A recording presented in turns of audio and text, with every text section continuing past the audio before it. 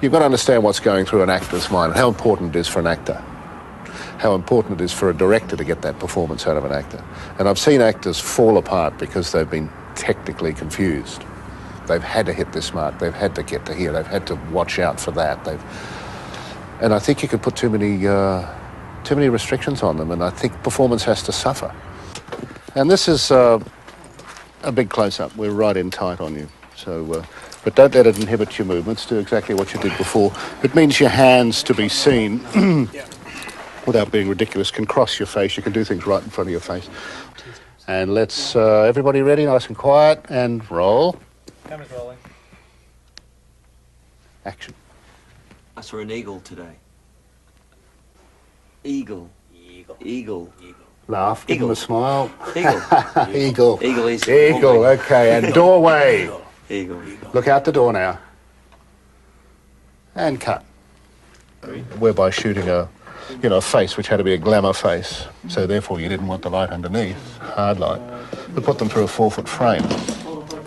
So you have like 6 or 8 lights flickering into a 4-foot frame. You're still getting a firelight effect, but you're getting a very soft firelight effect, a more flattering firelight effect. Just like here.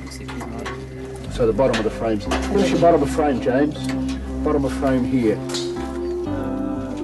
The next approach to lighting was for a softer effect. 2 1K pups were shone into a 4x4 trace frame set just above the level of the camera. I'd be kicked off the set if I did this in America. I'd walk. As with the first setup, the lights were put through separate flicker boxes to give an irregular flicker pattern. Full 85 gel was used to match the colour of the fire. Finally, the flame bar was brought up to add some real flicker at the bottom of frame. Background, because the light source is bigger, it carries further and more evenly, so the stop difference between there and there is not as great as it was with a hard light. So I'm going to try and cut. It's harder to cut. So I'll have to get the flags right into here. It still looks like firelight, Right. but it comes up to give them better modelling. And then there are no problems in matching. No, because the shots are so different. I mean, we're right in there now. Yeah. So that's your position pretty well there, Michael.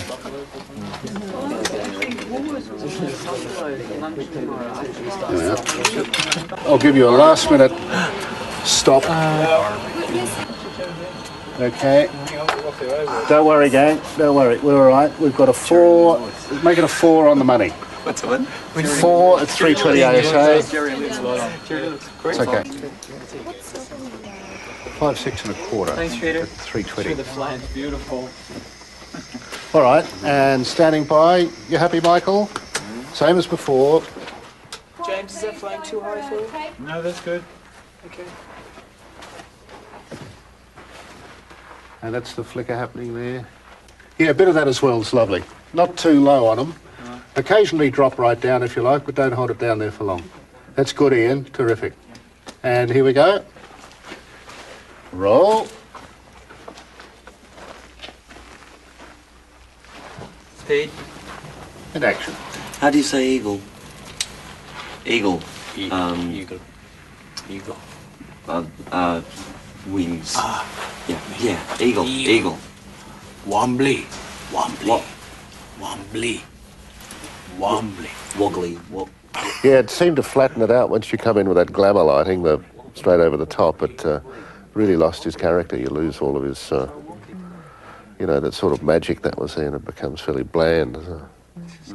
And what you said about, the straight firelight was true. There was hardly Less any flicker. flicker there. But I prefer with more flicker, actually. The real flicker, yeah. Gives you...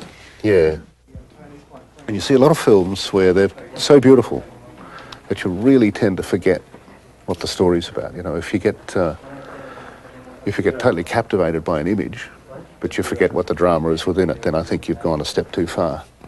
And even though the images in Dances with Wolves are beautiful, they're real. Nothing is artificial. None of those images are fake. None of them are saying, wow, look at this fabulous shot I've done. It's simply been a beautiful landscape or a beautiful something that's been there. I'm not into filtering a hell of a lot at all. I didn't have anything fancy. I didn't have any corals, didn't have any sunset grads, rainbow grads. rainbow filters, nothing. And then we can use the cheese on the thing.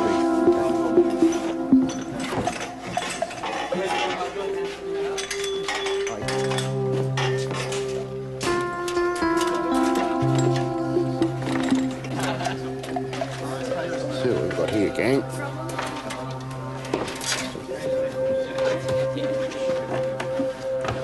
See how we're looking.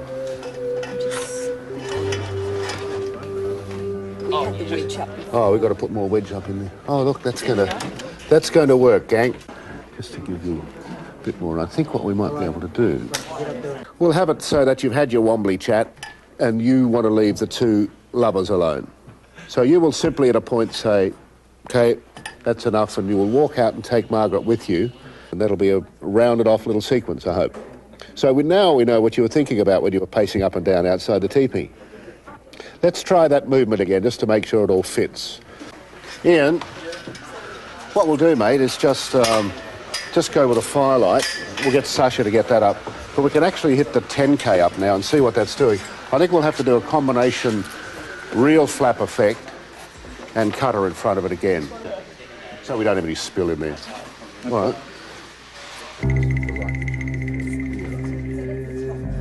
As the camera setup was a wide shot looking from above, the total lights around the edge of the fire would have clearly been in shot.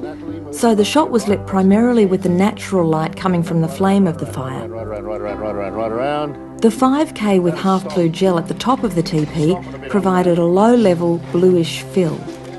Down. Down. Way! Up. Up. Outside the teepee, the 10K with half blue gel was placed on the floor to shine directly into the teepee when the door flaps opened. 2 cutters were operated manually to ease the transition as the light flooded into the teepee. The final touch was to set the natural fire, providing the main light source in shot.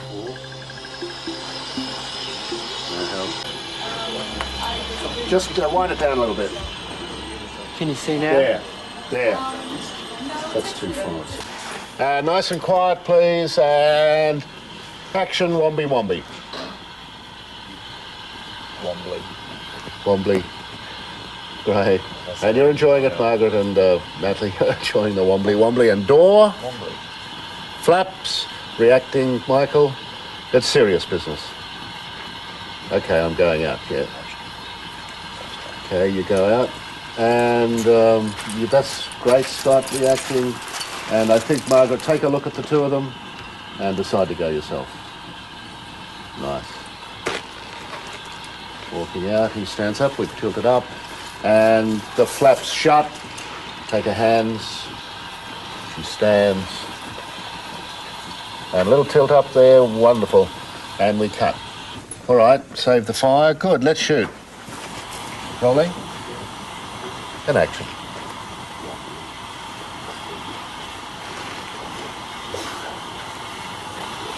Okay. Give us a big wobbly, Michael, towards him, and then a big laugh. Wobbly.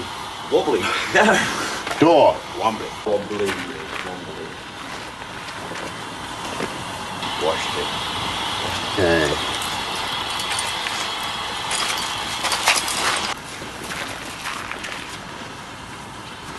Close flaps.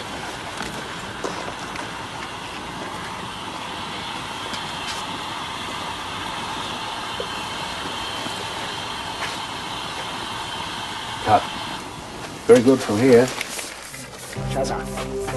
Fabulous. Let's have a look at the gate on that and then we'll move on. Well, nice slow push in all the way, lasting maybe about 7 seconds. Okay. Let's have a look at one of those. Watch the cable over the track as we go and enjoying the moment and action. Coming up. Right. Keep going. Keep going. Let's see a bit more of your face. And we just keep pushing and pushing and pushing and pushing. And we'll go in on the zoom at the same time so we finish up with a totally out of focus. No, seriously. Really? It'll be just a total blur at the end. All right. Oh, that should be nice to bring it from that side, which is sort of, the fire was sort of on that side anyway. So why don't we put the 5 over there? the 5 over there with the black wrap, and we'll just start playing with it and punch a few holes in it and get total mismatch, but that'll show you what a total mismatch looks like. The last approach to lighting was for the final shot of the sequence. To keep the source of light very isolated, black wrap was placed over a 5K Fresnel. The 5K was patched through a flicker box to give the irregular flicker pattern. To direct the narrow beams of light, small holes were punched into the black wrap to focus the light exactly where it was needed. More in a minute, I think. The main part we want to cut is on the back here. And we need to open up on the other side. I want to see light behind them when they're in this position here, the final position you're in, where you're nuzzling heads. We want to make sure we've got a little splash in here. Yeah, that's it. Good. Just that end position of yours now. That's it. That's right on the money, guys. That's good. We've lost something here with that light position. Did that come up a bit too much or something? You got fluid here? See, we had you take your nozzle, your end nozzle position there. That's right. Your head was down more, so you just feel the light in your eyes. Take your head down even a little. That's it. So just feeling the light in your eyes here. That's the position you've got to try and hit at the end. That's great. As previously, full 85 gel was used on the 5K to keep the colour matched to firelight. Finally, the flame bar was brought in manually to give some fire ambience and flicker at the bottom of frame.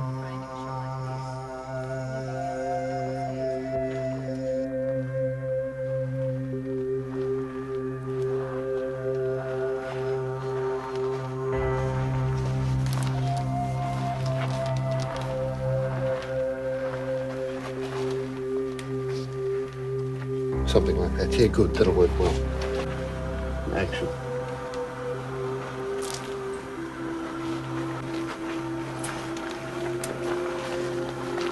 Slow.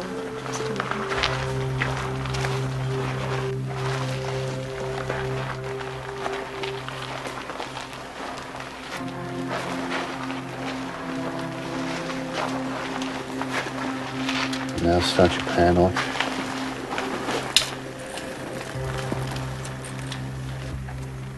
Cut.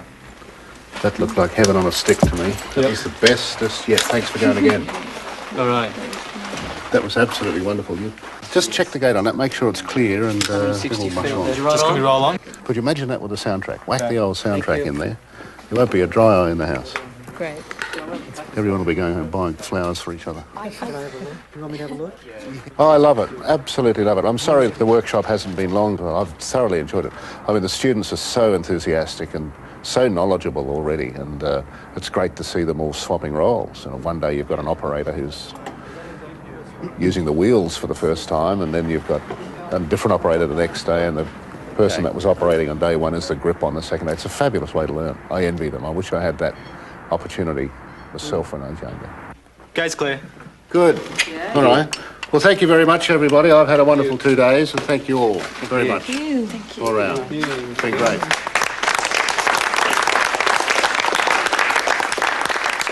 We've got a little dances with mice or something we've got. You know, you always wonder, oh, God, people say we're going to be shooting on video before too much longer. Oh, what a thought. Shooting on video. But it's not going to happen. What you've got is extraordinary high definition, extraordinary high-tech quality equipment that can only enhance what we're doing, and it's fabulous tools at our fingertips. Extraordinary things. The tricks we'll be able to do in the future are just, it's unbelievable. The mind boggles. The younger people coming into the industry now are coming into it at a magnificent time to be able to use this. God knows what we're going to be doing in 10 years' time.